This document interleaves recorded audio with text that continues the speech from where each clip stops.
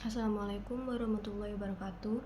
Perkenalkan, nama saya Mita Lestari dari kelas Ilmu Politik B dengan NIM 068.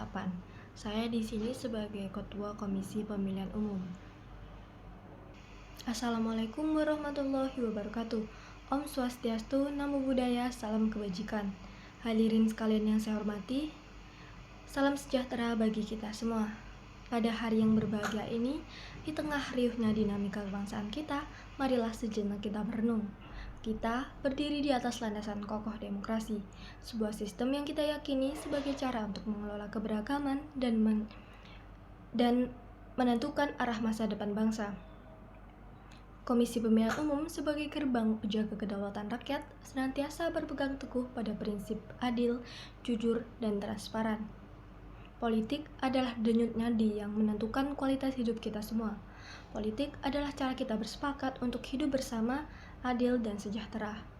Saudara-saudara bangsa, saat ini kita dihadapkan pada satu tantangan fundamental, yaitu merosotnya kepercayaan publik terhadap proses politik akibat tingginya politik transaksional dan polarisasi identitas.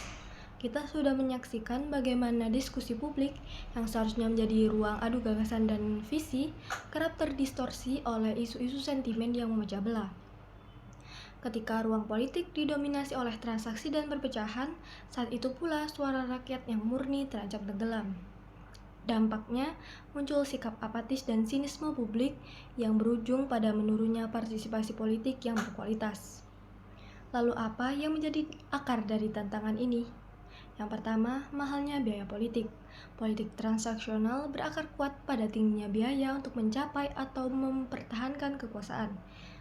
Hal ini menciptakan lingkaran setan di mana kebutuhan modal yang besar mendorong terjadinya praktik yang tidak etis, baik dalam rekrutmen politik maupun selama proses pemilu. Yang kedua, lemahnya pendidikan politik. Masyarakat kita seringkali terpapar oleh gimmick-gimmick di media sosial dibandingkan dengan pemahaman mendalam tentang isu-isu kebijakan, visi pembangunan, dan rekam jejak calon. Menyadari tantangan besar ini, KPU bersama dengan seluruh elemen masyarakat harus bergerak. Solusinya memang tidak instan, namun harus kita mulai dari sekarang. KPU berkomitmen secara penuh untuk memperkuat transparansi, akuntabilitas, dan netralitas dalam setiap tahapan pemilu. KPU juga akan bekerja sama dengan institusi pendidikan, tokoh agama, dan organisasi masyarakat sipil untuk mendorong diskusi yang sehat, fokus pada visi dan program, serta mengajak masyarakat untuk mengenali dan menolak politik uang dan politik identitas yang merusak. Tugas kita adalah melahirkan pemilih yang cerdas, bukan pemilih yang gampang dirayu. Kita harus menjadikan ruang digital sebagai arena diskusi yang konstruktif, bukan medan pertempuran hoaks dan ujaran kebencian. Saudara-saudara sebangsa, politik yang bermartabat adalah politik yang memuliakan rakyat, bukan politik yang memperkaya segelintir elit.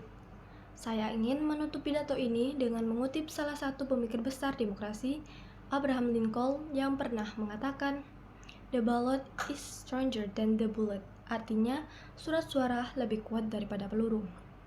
Kedaulatan sejati ada di tangan kita semua, dalam bilik suara yang kita jaga bersama. Kekuatan damai ada pada perubahan sejati yang didasari oleh akal sehat, hati nurani, dan komitmen terhadap masa depan bangsa.